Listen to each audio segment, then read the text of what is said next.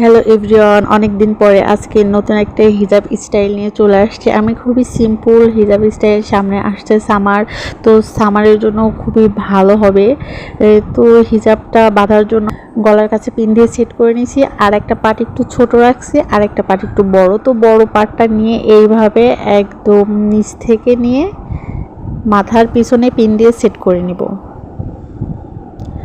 তো যেমন সহজ তেমন দেখতেও ভালো লাগবে, আর ইজি বাঁধা যাবে, মানে 30 সেকেন্ডেই সবাই বেঁধে ফেলতে পারবা। হয়েই গেছে প্রায় বাঁধা। এখন হচ্ছে পিছন থেকে একটু টেনে টুনে সামনে ফুল কাভার করে ফেলবো। এটা হচ্ছে ফুল বডি কাভারেজ হিজাব। তো হিজাব দিয়ে যারা মুখটা বাঁধতে চাও, নিকাব পড়তে চাও, তারাও এটা ওই যে সামনের পাটটা একটু তুলে নিলেই হয়ে যাবে।